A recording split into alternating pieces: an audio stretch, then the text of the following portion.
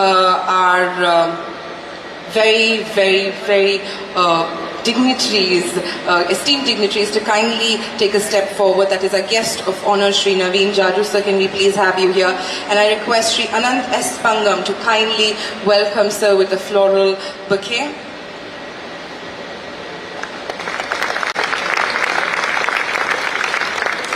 And we would also like to welcome our pillar of support, Sri Sanjeet Rodriguez, IAS Secretaries. Mr. Pangam, could you please do the honors? Big smiles and bigger round of applause, ladies and gentlemen. With that, I leave you in the able hands of Sri Sanjeet Rodriguez, the IAS Secretary of Factories and Boilers, who is going to address us with a welcome speech.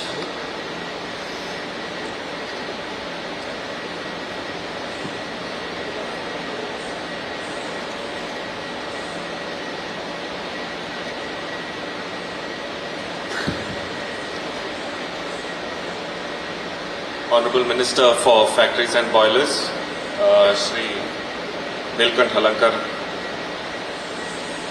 Sri Naveen Jaju, our guest of honor, Sri Anant Pangam, the Chief Inspector of Factories and Boilers, captains of the industry, stakeholders, attendees of this seminar, members of the press, and my dear friends. Let me extend on the behalf of the Government of Goa a very warm welcome to you for this first ever Goa OSH exhibition and this seminar. It has been the brainchild of the Honorable Minister to have such an expo, such a seminar, such speakers, and bring all stakeholders under one roof. And after days of hard work, days of planning, we have a first expo with just a few thoughts in mind which the Government of Goa would like to push.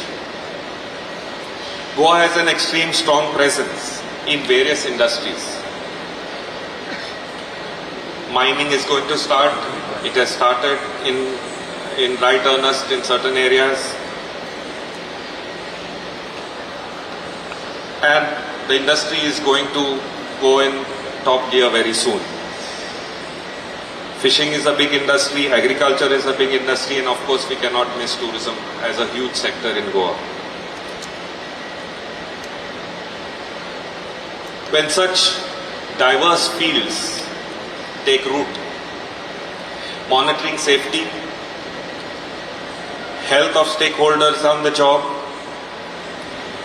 and excelling in working conditions for all cannot just limit to manufacturing, factories and such sectors only. The Government of Goa wants to dispel this misnomer.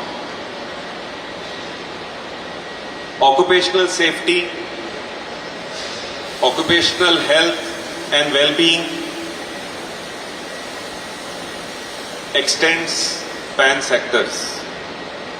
And with this in mind, this first Occupational Safety and Health Expo and Summit is held to bring all stakeholders together, to bring vendors together, and to create this awareness amongst all our stakeholders so that the society at large benefits. We are really honored to hold our exhibitors today. I would invite each and every one of you to take advantage. Top class exhibitors exhibiting their products, upgrading technologies, functions relating to upgrade in IT and AI are all there for us to see and imbibe.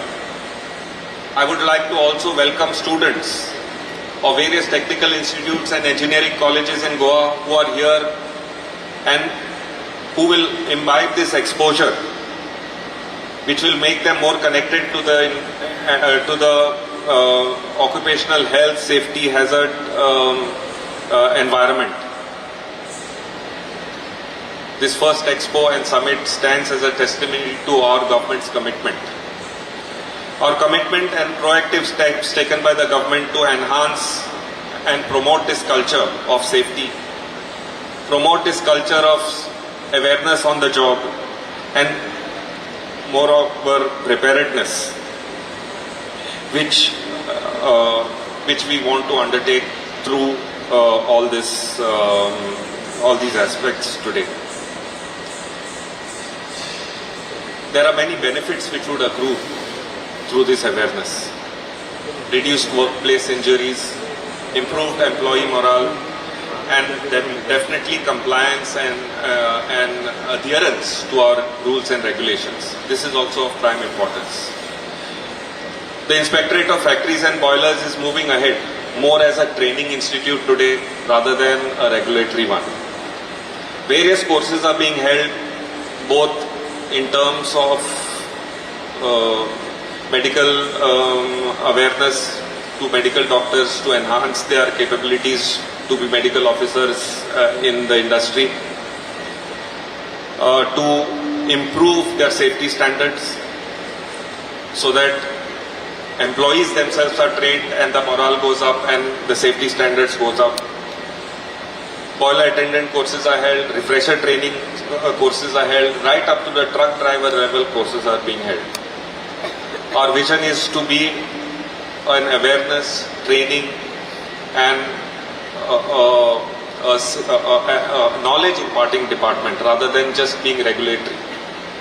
So this transition has to happen, and for this transition to happen and for this envisionment to happen, stakeholder cooperation and stakeholder insights are important, hence this awareness. I wish you a very successful Expo and Summit as I welcome you. I expect that you be a partner in our department, transitioning from just a regulatory framework body to a more cohesive educational and awareness one. I wish you enhanced work standards and safety standards at your workplace. And above all, I wish you the knowledge which will help you to work well and have a very healthy work-life balance. Thank you and welcome once again.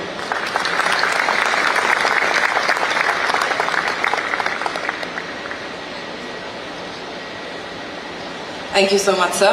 Well, as sir has wished us all knowledge, they have ensured that knowledge shall be departed over the next 3 days. This is truly going to be a very cohesive summit. As you can see above this wall over here are actual displays of live exhibition. The exhibition is actually going to be very hands-on, very training efficient. And right here we're going to go ahead and have a 3-day long seminar with really knowledgeable speakers. Thank you so very much, gentlemen, for being a part.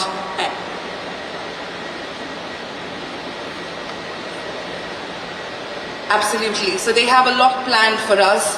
The formal inaugural function, where we are expecting our chief guest, our Honorable CM, to come in, will happen in a very short while.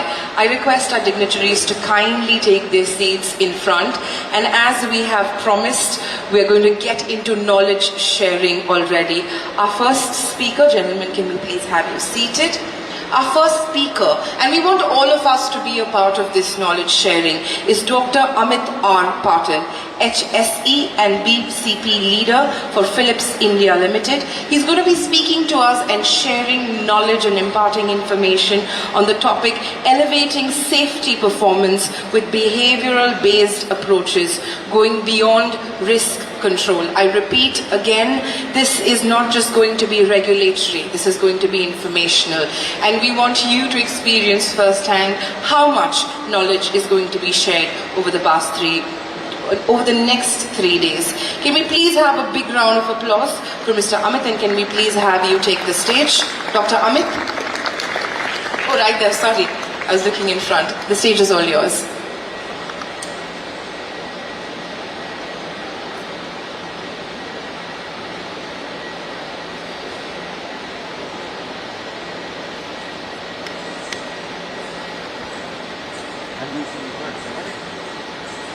So while you get technically set, can I please request Sri Anand S. Pangam to come on stage, our Chief Inspector of Factories and Boilers, to please welcome Dr. Amit.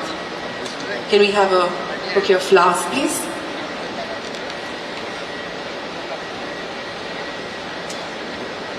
Thank you for all the knowledge sharing in advance, sir, and a big round of applause, please. Can we have, put your hands together, ladies and gentlemen. Thank you.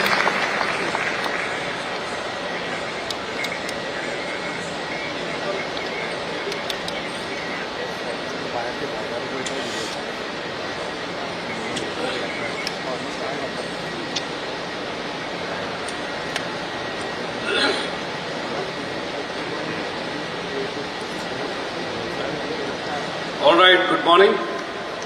By the time we gear up for this session, I would like to thank the Chief Inspector of Factories, Sri Anand Pangam sir, Dr. Ferte, and the other dignitaries and sir for calling me to discuss on this very important topic on the first summit of Goa on OHS. It is my pleasure to be here. So, today's discussion is all about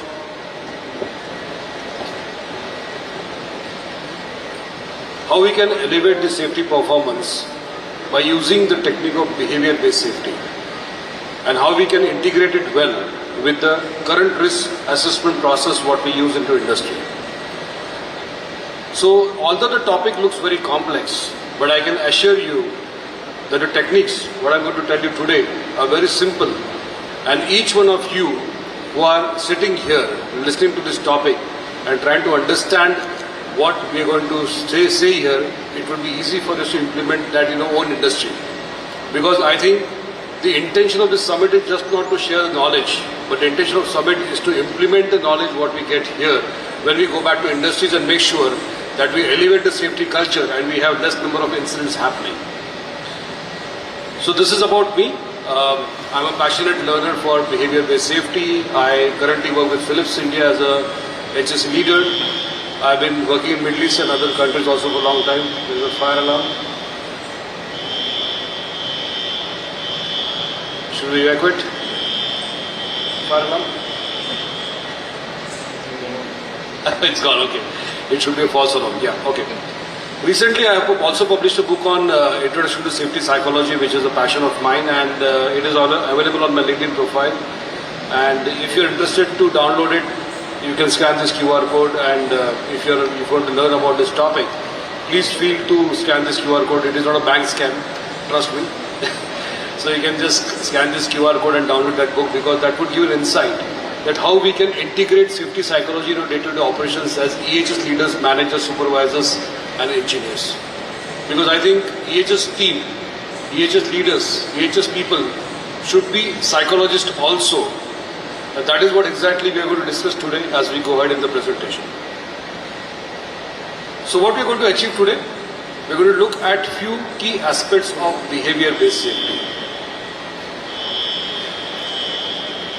Okay, being a safety professional, my mind stopped working when we hear an alarm. Alright, so I think that's a false alarm, or there's a demo going on, I think, from the exhibitors, that's fine. So we are going to look at the concepts of behavior-based safety. Most of you must have done trainings on BPS or must have implemented BPS in your own organizations. I'm not saying that you should be changing it, but what I'm saying is that we should be recapping, re-looking at those aspects what we deploy as a part of BPS. We'll also focus upon the traditional risk controls. All of us sitting down here who are HSE professionals use some or other method to do the risk assessment and to control it to a certain level. So we would have a touch base on the traditional risk control methods what we use into industry. And the main discussion topic what we have today is all about how we can integrate the human element into the risk assessment process. What are the tools and techniques we can use to integrate the human element into risk assessment process, because that is what is not happening right now. And we'll discuss more about it. We'll see that why it is important to do that. And of course, as I committed earlier, that once we discuss on this topic and once you know the tools and techniques which are very simple to deploy, you can go back and use this in your organization from day one, and you can see that as you sustain the efforts to put human first into the risk assessment process, the culture of organizations would elevate to the next level and you will have lesser number of incidents happening. Before we go ahead, I would like to show a video. It starts with you. Probably you must have seen this video, but I'll tell you why I'm showing this video to you. It's very nice video to see. Whoa, that's not good. Oh, I don't need this. Already late. Somebody will come.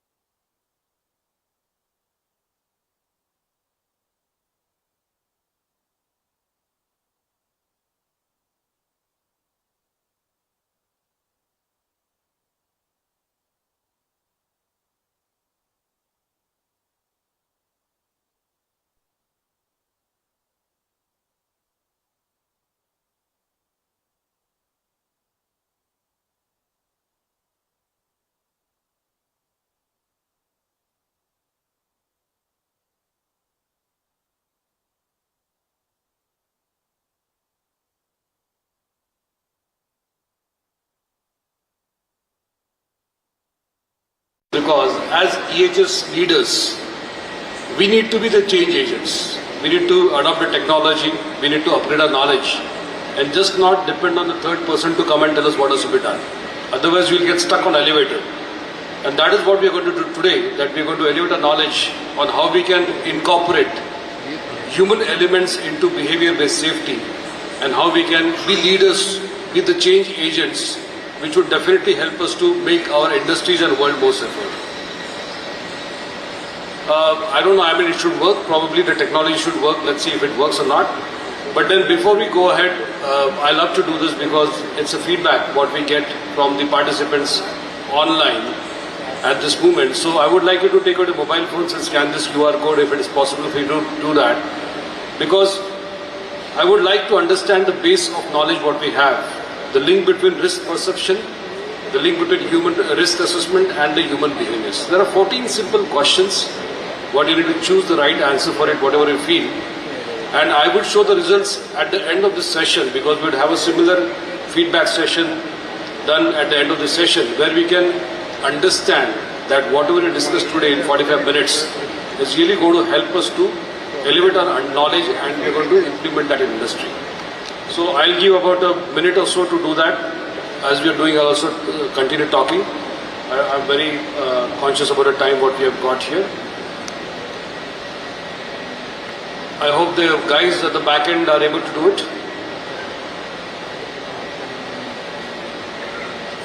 Okay, whoever is able to do it, please do that. It will take a minute or so.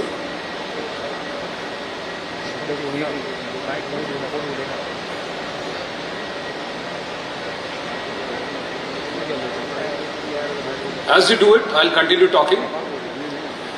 So we all know accident is an undesired event, and it results into loss of time, it results into damage, property damage, and of course physical harm. I recently met with an road accident 3 months back. I had got a very bad injuries, fractured hand, still healing my hand. I lost my teeth because I fell from a scooter and so on. And I have experienced this thing as an EHS professional that what sort of issues you face when you go through the accident process in that case.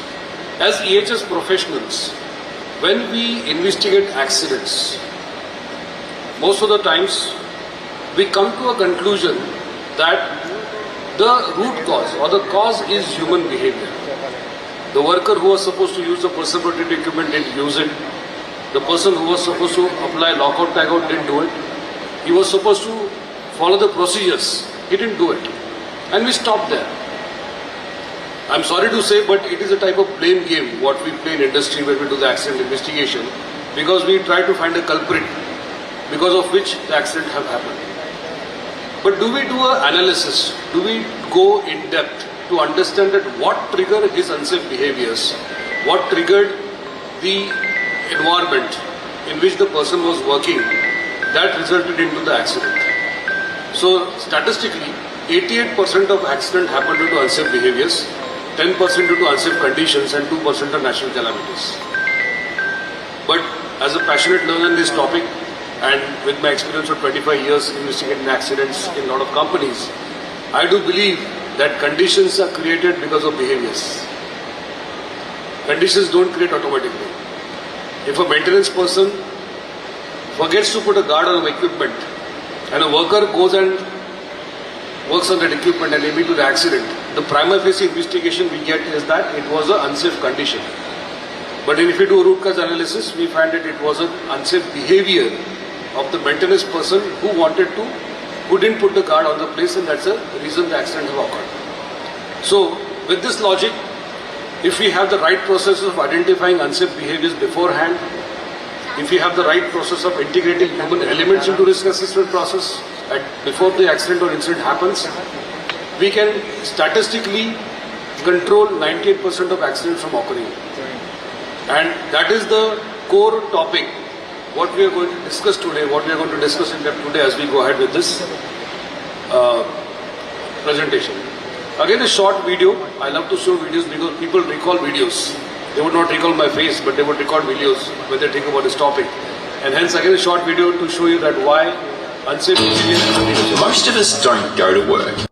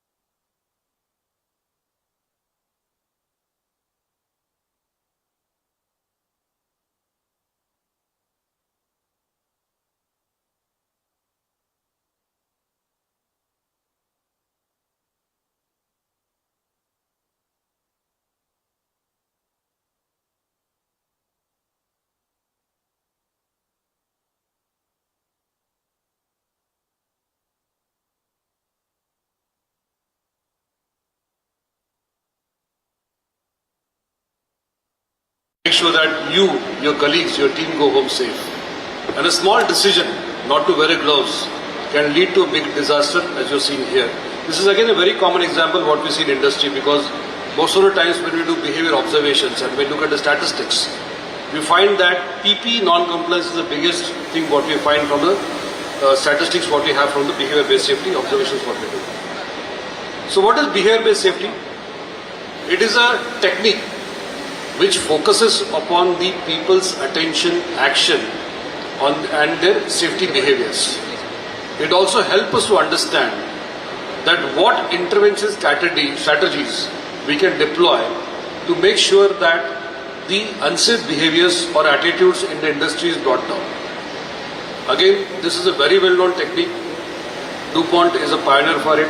It has been adopted by many countries globally, and there are many success stories which companies can tell you if they do this process in a nicer way, in a continual way. So these are two examples of BBS. I would not like to name the companies, but company A, which is an automobile company, before they deployed BBS program, behavior-based safety program, the lost workday case was about 197. But after 18 months of continuous deployment and efforts what they put to change the behavior of the people working in the plant, the lost work days have come to 26. So there is a big change into lost work day case once they deployed the BBS program successfully. The other one what we have is a construction company, because BBS is not only limited to a particular sector. Chemical, pharmaceutical, engineering, construction, marine, any type of industry can adopt to these strategies and make sure that they have safe behaviors been demonstrated day in, day out. So here you can see that the injury rate was 5.9, and after deployment of BBS program, it has come to 0.09. So these are real success stories which companies have demonstrated till date after they have deployed the BBS programs successfully in their company. One caution I would like to give here is that if you're planning to deploy a BBS program in your companies, or if you're doing that job, please make sure there are sustainable efforts put in that. I do some trainings for companies of BBS and they start the process, but they end in 3-4 months and they see that there is no results out of it. So this is not a magic pill which is going to give results in one day. It is a continuous effort what we need to put in so that we can change behaviors as we go ahead in this case. Okay. So definitely you can also show your success stories in different ways and manners, but you have to continue to do that in this case. So when we talk about risk controls, the traditional risk controls what the industry adopts right now, I can bucket that into 5 things. One is the risk retention. As industry we say that okay, I can accept this risk and I can do some budgeting for it, so that if the risk strikes me, I can go and do the mitigation in that case. Second is risk avoidance. If the risk is too high, industries prefer to avoid it and not take it onto the books and not do the production or give the service to the customers. The third is risk transfer. This is very common strategy what industries adopt. I'll give example of a car manufacturing company. They have electroplating and painting operations, which is both hazardous to humans and the environment. So normally such kind of companies may prefer to transfer the risk to the smaller companies where they are ready to adopt this risk and get it done. So risk transfer can be one of the strategy to manage your traditional risk control methods. Risk reduction is something what we do as EHS professionals day in, day out. We put hierarchy of control when we do the risk assessment, and we see that we want to have the risk as low as possible in that case. And risk sharing. If the companies are doing the same job, they would like to share the risk with the other partners so that the exposure of risk to individual goes down drastically in this case. So these are traditional risk control methods what we use as industries day in, day out. But here again I would like to mention that the element of human is missing in lot of cases. In my own company or other companies where I go, I see that we do a good job in doing the risk assessment, but then when we put hierarchy of control, and we all know elimination, substitution, engineering controls, administrative controls and PPs, these are the 5 hierarchy of controls what we put. Most of the times when we do the risk assessment, we find that we just consider the work environment or unsafe conditions when we do it. As we have seen before, 88 to 98% of accidents happen due to unsafe behaviors, and we don't consider that factors very nicely when we do the risk assessment, and hence we still have accidents happening into industry. So how do we do it? The process is very simple. We call it human risk assessment. And there are steps to do that. I'll just go in brief with the steps and I can show example of how to do that. And I can promise you that whatever risk assessment methods you have in the industry right now, it can be quantitative, qualitative, it can be with different risk assessment numbers or whatever it is. You can very well integrate this process into current risk assessment process. So the first is consider the main hazards in the process. We all do that. The second is identify human elements with these hazards, interface with these hazards. So person is going to work on a machine. That's the first interface we have from a risk exposure perspective for the worker who's going to do the job on this machine. Then we identify the key steps of the interface. That what are the touch points this person would have while he's working on the machine, where he can make mistakes or she can make mistakes. Then other two important areas we should be considering is identify potential human failures in the steps and identify factors which increase the probability of mistakes. And how we can do that? We can use two techniques which I'm going to discuss in detail in the upcoming slides. We call it performance influencing factors and guide words. That would help you to do a deep dive and that would help you to understand that where the person can make mistakes while he is doing the job, and we can very well document it as a part of risk assessment process and we can put appropriate control measures in that case. As we do it, there will be some residual risk which we need to manage, because as we know that any risk assessment would not bring the risk to zero level. There should be some residual risk which we need to manage after all. Again, a short video of understanding human factors, because if you don't understand human factors correctly, we may do the process wrong. And of course, the touch of engineering is also important to understand from human factor perspective. Let us look at this very short video and then we can go to details of how to include a human risk assessment as a process of your Have you assessment. ever tried opening a door with all your strength and all your might to then realize you were actually pulling on a push door?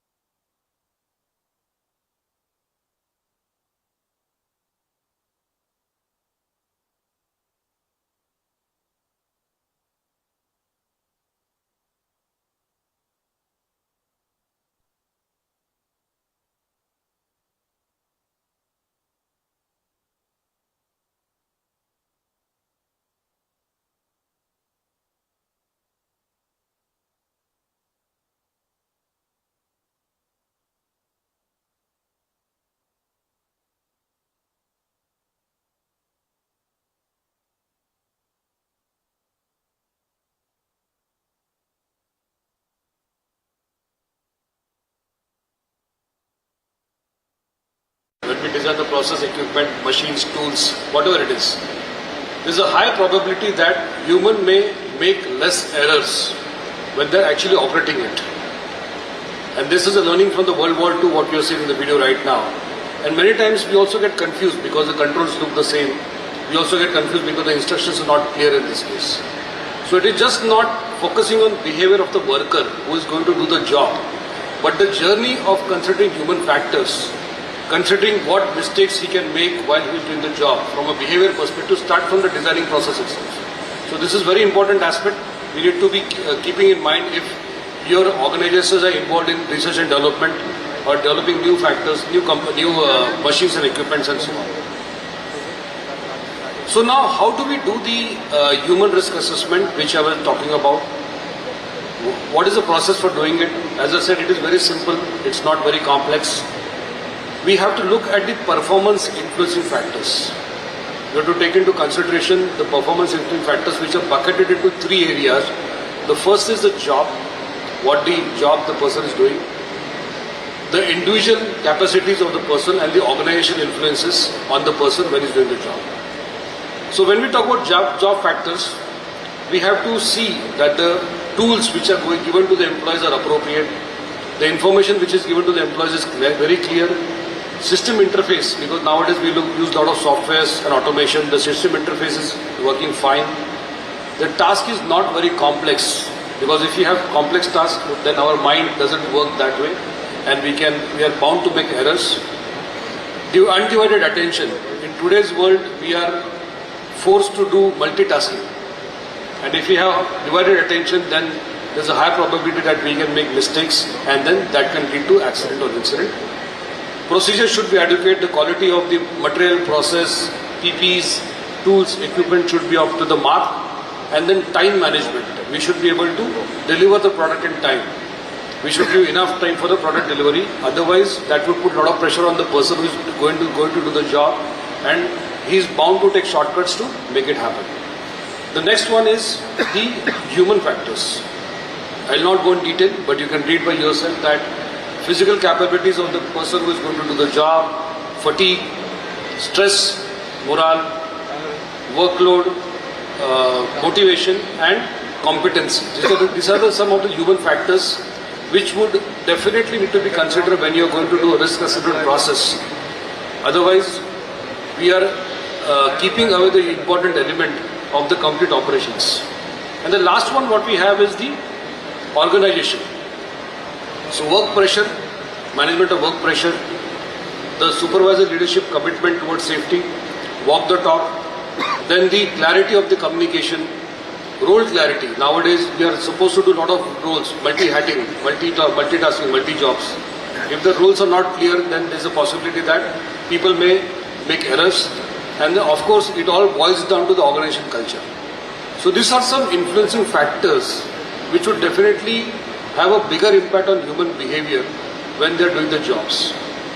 But actually, when we do the risk assessment, we need to look at some guide words. So I would give a simple technique. I would tell you a simple technique that if you keep these guide words in front of you when you are doing a risk assessment and consider these guide words, you will definitely get a better insight that where this person doing the job can make mistakes and how to control it. So it can be from an operation error perspective. I will not go in detail, but you can read by yourself that the operation errors are there. The operation is mistimed, or the operation is done in wrong direction, or the operation is too fast or slow. This kind of behaviors would definitely affect the accident and incident causation, because it is not the right way of doing the job. Next set of guide words what we can look into, it is checking. Because when you are producing, you are doing a service, it is bound that the person who is doing it need to check the quality, the quantity of the process and the equipments.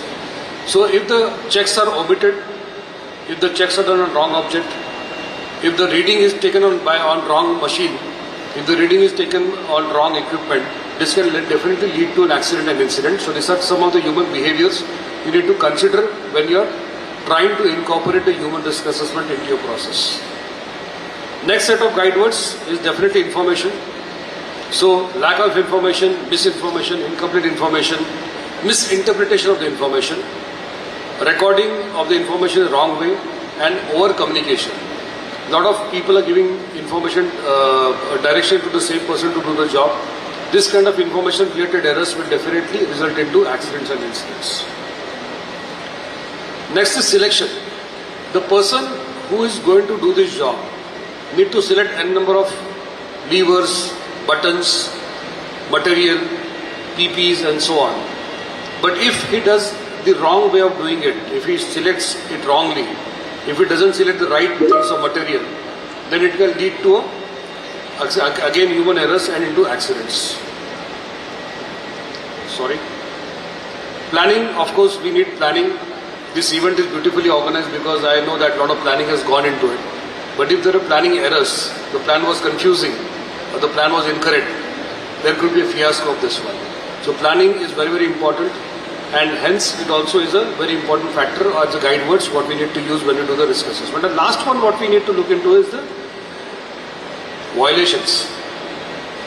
This is what we normally find when we do the incident investigation, that violations is the base of human errors. And here, if a person is doing deliberate errors, if a person is doing a conscious choice of not using PPs, this can also lead to a major incident or accidents. So, these are the key guide words what you can use, and this is available on Google, or I'll put on my LinkedIn profile also. You can download and put in front of you when you do the risk assessment process, so that you can look at these guide words and consider the human element into the process what you've got. I'll just show you a small example of how to use it, because as I promised that this is not a very complex process, it is a very simple process. So the operation here is to do a drilling operation on a metal steel plate, which is very commonly done in all type of industries. So the activity what we have here is arranging material. The key hazard here is metal handling. Human interface comes into place when the person is going to move that metal from point A to point B by holding it at edges. And by considering the guide words, of course I have not considered all of them, but just to give an example, where we can predict that human can make mistakes is by these behaviors. Information about the processor not obtained, unknown size and the weight of the plate, or having the wrong information about the size and weight of the plate. The supervisor says that the plate is of 10 kgs, but when the workers go to lift the plate, it is 20 kg.